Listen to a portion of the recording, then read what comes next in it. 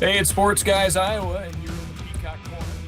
All Peacocks all the time. If you want to talk about something else, that's fine. We're just not doing that here. Warren Reyerson is in the driver's seat for this one. I've got John Gunderson in my ear, but he'll tell me if I'm doing something wrong. I'm joined by my esteemed podcast partner, dropper of Upper Iowa sports knowledge bombs since 1995, I'm given to understand. The Alpha Peacock himself, Mike Schrock. Say good afternoon, Mike. Good afternoon, and I'm sure our viewers are thinking, I wish Mike's camera was the one that wasn't working. People have always told me I have a face for radio. Perfect face for radio. That's what my mom used to say about me. Fabulous. Nice having you here. John, give us a hi-ho to let us know that you're there. I'm here, gentlemen. Take it away. You got a big show planned. I'm really excited. A lot of news this week up in Fayette, right. Isn't there? There's always something going on. They play all the sports up in Fayette. So let's talk hoops first, Mike. Tough trip down to St. Louis last week. Both the men's and the women's team reached the field of 8 in their respective conference tournaments, both coming back to Fayette empty-handed. The women first falling 66-56 to the top seed Tritons of Missouri St. Louis on Thursday afternoon. And then later that night, the men dropped the opener 79-67 to the eventual tournament champion William Jewell in the 2-7 game. Disappointing outcomes. Mike, you had eyes on it. So did I. What were your observations around the day down there? Well, let's start with on the ladies' side first. The thing is, they played the number 1 seed right out of the chute, and it was their home floor. So going into this, we knew that it was going to be an uphill battle the whole way. University of Missouri St. Louis, they also had the GLVC Player of the Year and Mara Reeder. The game started out really good. I thought Upper Iowa was clicking on all cylinders, but man, about that 5-minute mark in the first period, Upper Iowa went on a scoring drought. And we've seen this throughout the year with our ladies team. They kind of hit a little scoring drought, but this one lasted 9 minutes and 4 seconds.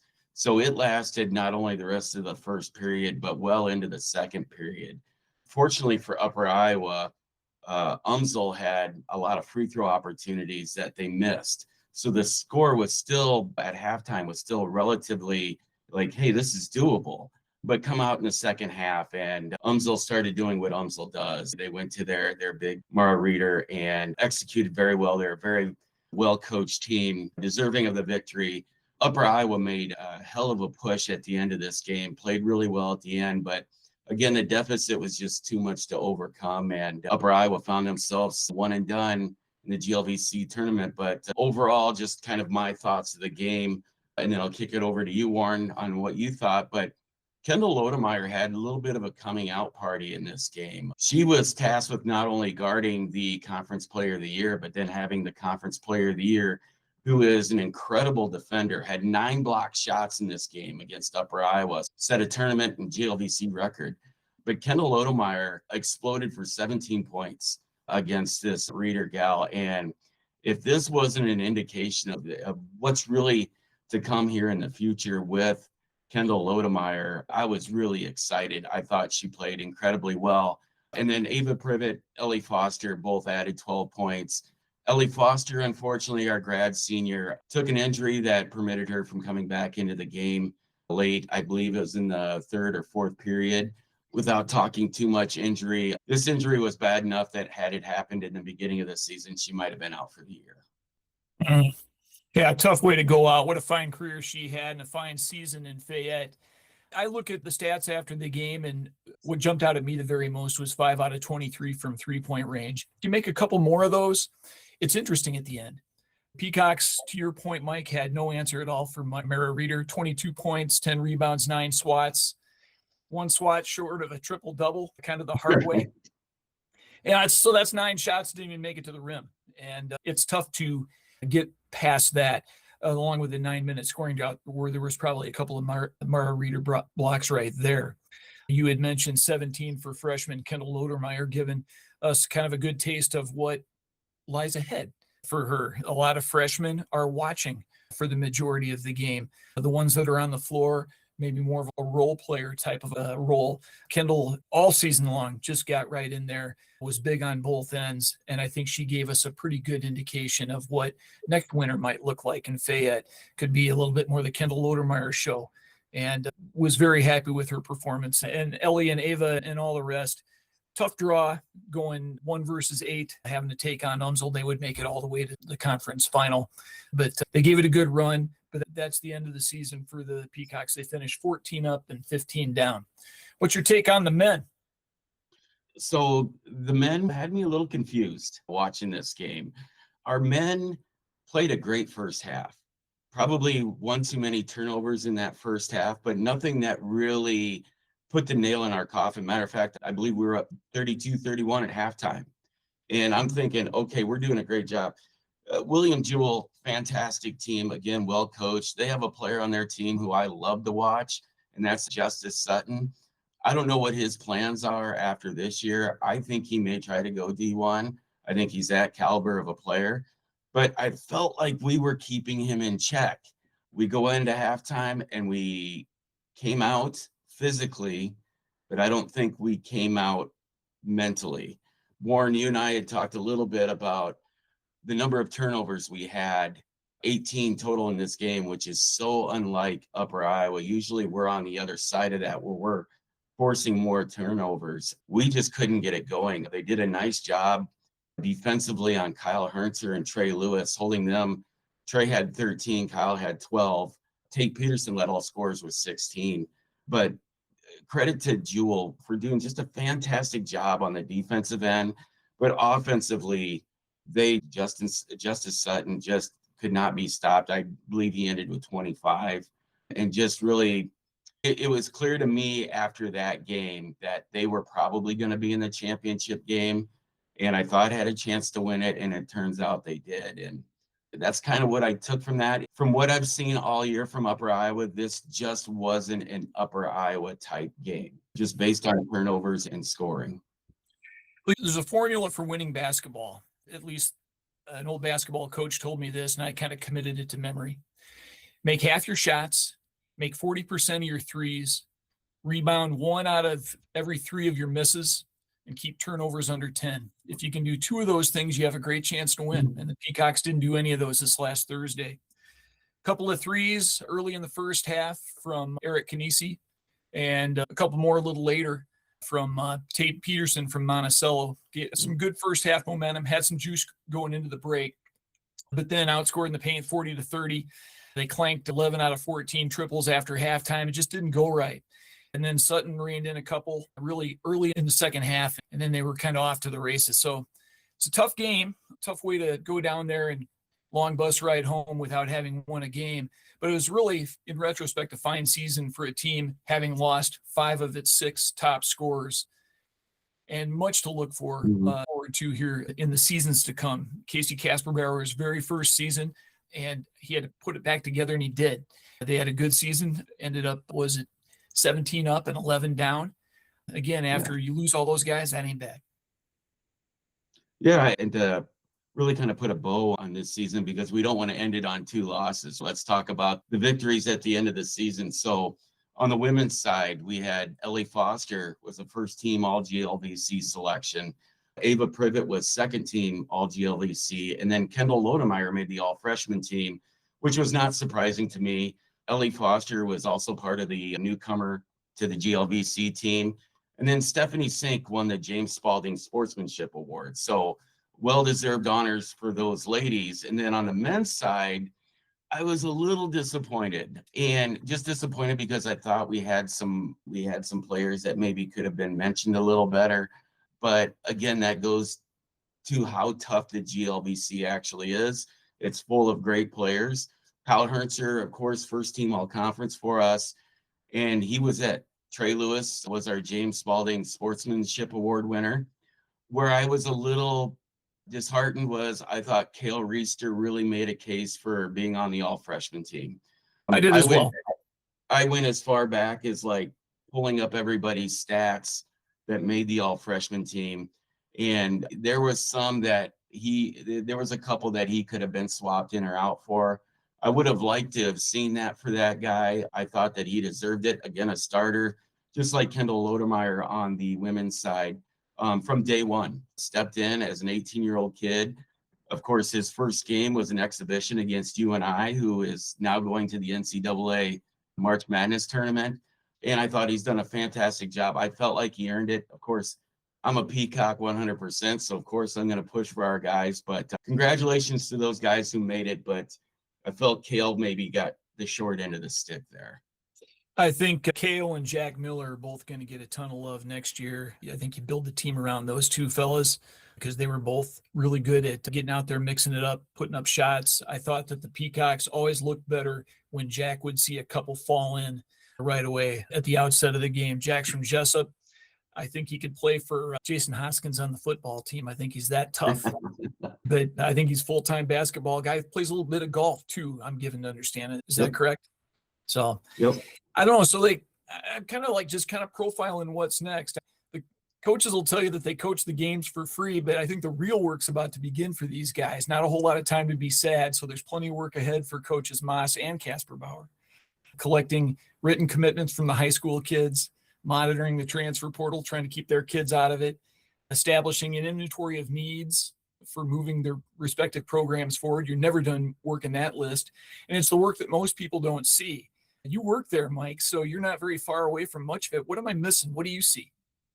So I will tell you what you're missing right now, Warren, since you live in that state up north, is right now we've got the Iowa High School boys basketball tournament going on, and we've got a signee, a kid that's committed to play for Upper Iowa next year, who went ahead and dropped 34 points in his first round game. He plays for ADM, and it's a kid by the name of Hudson Lawrenson. And I'm wondering, Warren, up there in Minnesota, what have you heard about this kid?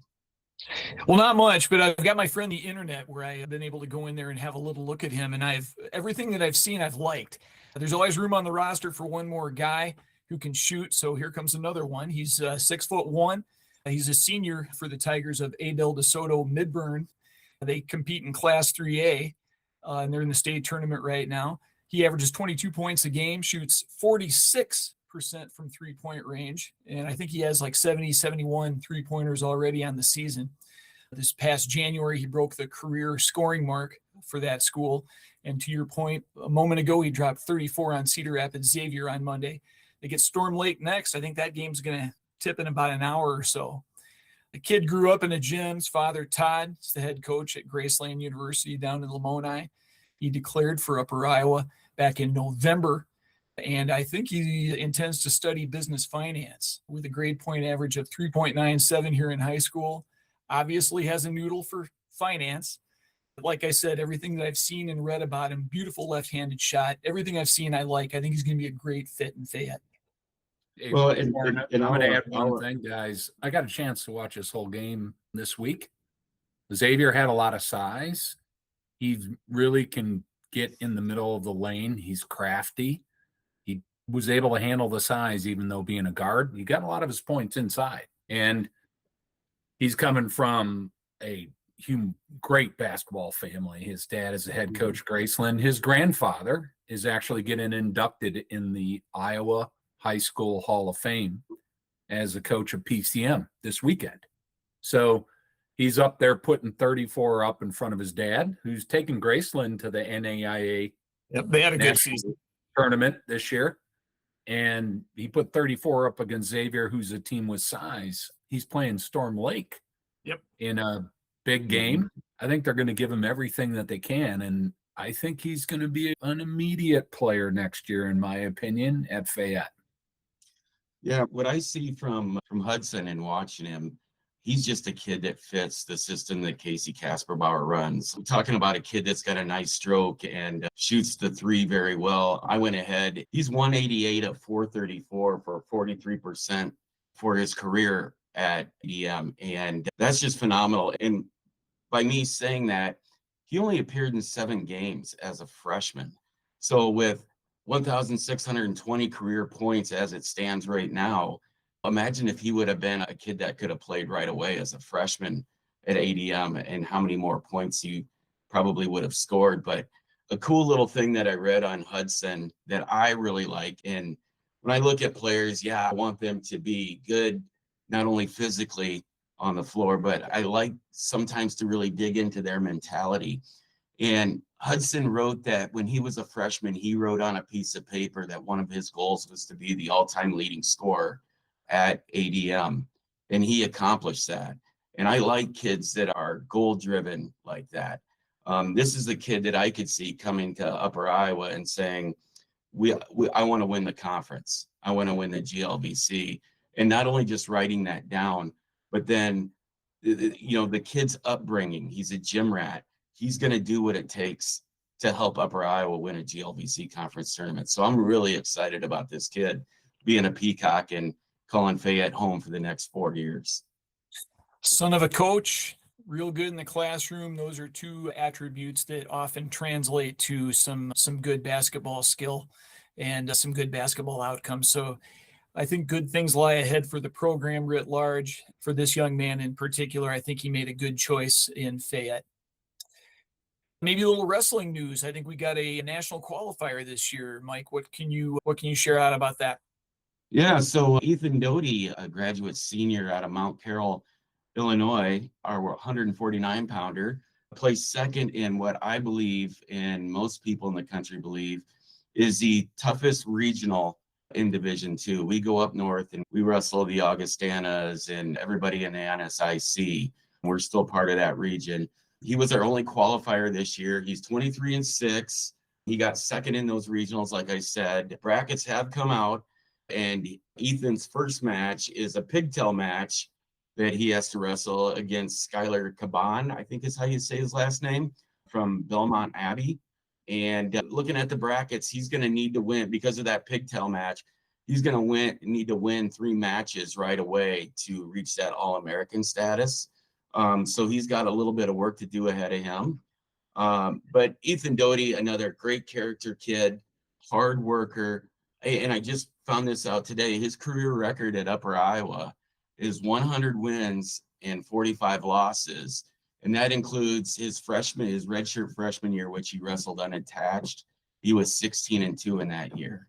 He's been a real solid staple, a hammer, if you will, for our wrestling program. And again, anytime you go to nationals, it's a heck of an accomplishment. I know Ethan's not satisfied with that. He would like to wrestle on Saturday night and try to become an All-American. So we wish him the best of luck as he gets ready to do that. I think he's leaving here probably in the next couple days. But yeah, South Dakota, we'll have our eyes on it, and hopefully we have an All-American the next time we talk. I believe Ethan Doty is the 107th wrestler who wrestled for Heath Grimm to reach national qualification.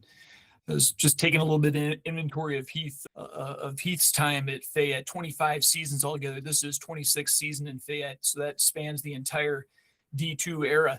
I don't think there's a coach that in Fayette that has coached any sport at all other than Doc Dorman himself, who's been around longer than Heath Grimm. A lot of great years for him, 61 All-Americans in his 25 years there, 8 individual national champions, 131 academic All-Americans. So a steady hum of awesome coming out of Heath Grimm from Osage, Iowa. Speaking of some good high school wrestling, by the way. That's just awesome, and congratulations to Ethan Doty. We got a little bit of football news to share out. Matt Vargas is on his way to Vermillion, South Dakota. What do you know about that, Mike? Well, I know that we're all a little sad. Matt Vargas, I personally got to know him and just thought the world of him. What he has done specifically with our football program has been incredible. He came in, he's a big accountability guy. But the guys buy into his way of training and getting better.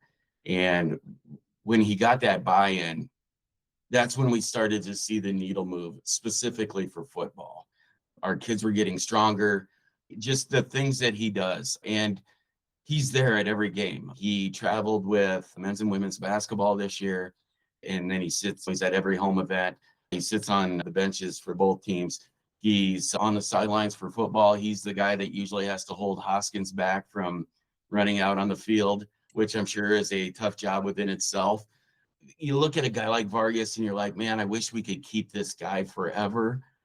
But you know that you're not going to be able to because he's so good at what he does that he's going to get opportunities at bigger schools. And that really was the case here. When I went to say my goodbye to him, he was very emotional about it.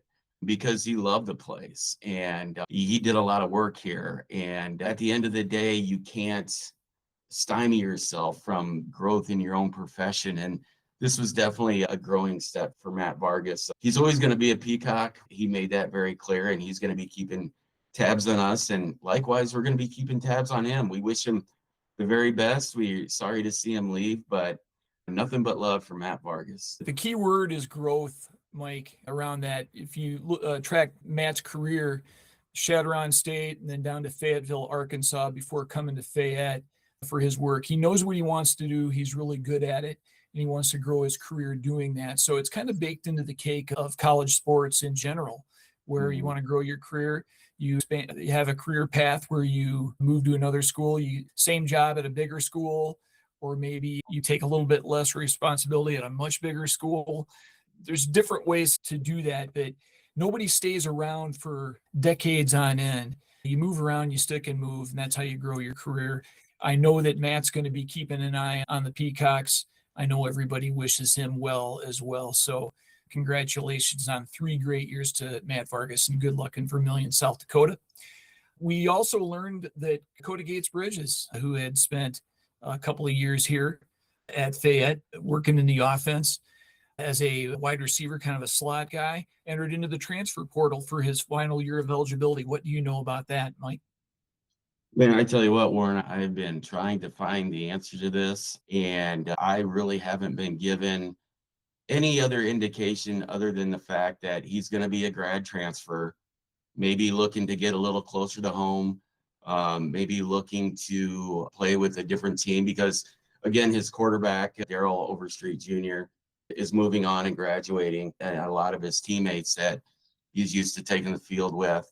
There isn't any bad blood there. Dakota is very thankful for his years here at Upper Iowa, coming to us from, I believe he went to Northern Arizona originally. And this he's a gamer. He wanted to get on the field. And his dad, Jackie Bridges, being a Hall of Famer, a wide receiver here, Coach Hoskins reached out and we got Dakota to come up here. And he's one piece of many pieces that helped elevate this football program.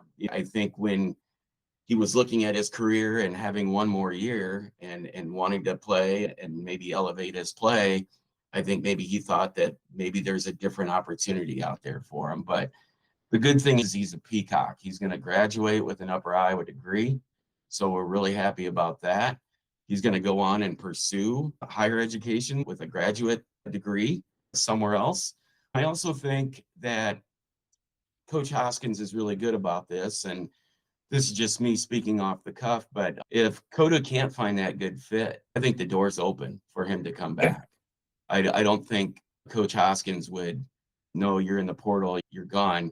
I think Coda would be welcomed with open arms again back to this squad. So I don't know if he's fishing for a D1 look or what the case is there. It's kind of been a mystery. I was a little surprised by it, but not really. So what I got on that, Warren? And my spidey sense on Coda is that, maybe he's trying to get a little bit closer to home. My spidey sense on Coach Hoskins is if Portal doesn't offer up anything that is real attractive to Coda, that he could potentially wind up back in Fayette. But the window for an athlete is very short.